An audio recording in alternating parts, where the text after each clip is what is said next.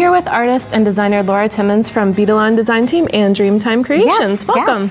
Yes, well, thank you. It's great to be back. So thank you so much. And I love these earrings that you made. So pretty. Thank you. Well, I love anything that has movement. Of course. And sparkle. And sparkle. So when you've got these earrings on and it just, you know, there again, instant sparkle and just, you know, great movement for a pair of earrings. Well, and I bet it's a great conversation starter too when you're a wire worker. You're really showing off your wire there. Oh, definitely, definitely. In fact, that's, you know, the one thing about this project, it's so easy and therapeutic. It's basic crochet stitch. And what we're going to do is I'm going to go ahead and show you how to make the very first strand. Okay, so what gauge wire are you using? This is 26 gauge wire. So it's a little bit sturdier to use than some of like your 28 or your 30 gauge wires, because your earrings, we always have a tendency to just kind of, you know, take our earrings off and throw them on the table, and the 26 gauge gives them a little bit more, body. bit more body. Before you do that, does it matter what size crystals you use? These are that teardrop shape that I love, that are top drilled side to side. So. Right, these are the top drilled briolettes. It really does not matter what size crystals you're using. Okay. I prefer a top drilled crystal because then you've got more movement. Okay, so it's more of that pendant style. Right, and I've even got on a flat briolette as well. On your earrings. So on the earrings that I have on. So, you know, same, made exactly the same, just a little bit different crystal. So basically, we take our wire, we're going to do 2 basic chain stitches. I'm using a size I crochet hook, which doesn't really determine the size of the loop. Okay. I'm determining the size of the loop with my hand and my tension. So I've done, depending on, so you want them to be, it looks like they're about 1/4 inch, a little bit less? Right, exactly. Okay, I can crochet a little bit, but go really, really slow so I can see exactly how you do it. It's the basic chain stitch, so the wire goes from back to front over the hook. I'm gonna pull the wire through, and it just captures that crystal right in that little loop. So I'm capturing the last crystal. This is the back layer of the earrings, which has 5 of the briolettes on it. So then you slide one down for each loop, each stitch, I guess? Right, so you're going to do 2 empty chain stitches and then capture each crystal in their own chain stitch.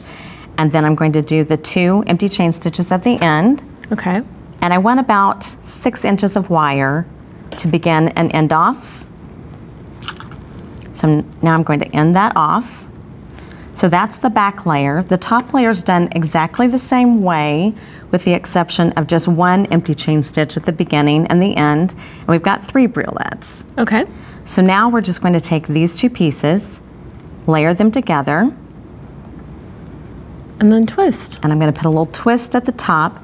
Now what you want to do is you want to take one of your longer wires, and you're basically going to go through and stitch your 2 pieces together. Oh, okay. So you're holding the 2 layers together and then passing through that first stitch? Right. I'm literally or just not even just back and just forth. Random, just back and forth. You're just stitching the 2 layers together. Okay. So you can even add more beads there if you wanted to. You absolutely can. That's a great idea, Katie. Hey, love the sparkle. That's right. A further opportunity to embellish. So I'm just kind of stitching back and forth, securing those 2 layers together. Okay. I've brought it back up to the top. So another little twist. And now what I can do is kind of mold and shape my piece so that the crystals are a little more centered. And you kind of fold it more triangular too. I do. I like it a little more triangular. You can kind of play around with some different shapes actually with that. Yeah. With Would the it wire. work to do it with a heavier gauge of wire? Absolutely. You could definitely use a 24 gauge even with it. 22 gauge is a little bit harder. Getting a little bit too stiff for crochet. And it kind of takes, well, you can still crochet with it with your larger, like your big Mia Majama crystals and all of that, but really with, it takes a little bit more of the therapeutic process out of it. So, you know, we definitely want to continue to, we love projects that are therapeutic anyways. And crochet is very therapeutic because it's just that constant, repetitive stitch. Absolutely. So I've got my round nose pliers. I'm just going to make my little earring loop at the top. My wire wrap. Right. Cut my wire. And you know what? I love that you can use any colors and make it go with your outfit, especially if you have some big event coming up. Well, and you can These are showstoppers right here. Well, they are, and you could really use a great combination of colors too. It wouldn't have to be all monotone. That would be fun. So, or you could bring in the colored wire too to reinforce the color of the beads, or in fact, be complementary. Even like this pair right here, I used a copper wire. Oh yeah, which that looks love. so pretty. Yeah, I love the tone on that. The brown and green looks so nice with the copper always. So I've got my loop at the top of my earring. I'm just going to open up my earring back, whatever type of earring component that you're using. You know what though? I love lever backs for this kind of project because the earring's kind of heavy. If you have the lever back, it prevents it from falling out. Sometimes I find with the fish hooks, it's easy to lose one. Well, exactly. And I have one earlobe that's actually a little bit bigger, which I know when the days of the big hoop earrings and all. Right. And I always lose an earring. So once I started using lever backs, you will never lose an earring. So, and then basically you'll do the exact same thing for the other earring.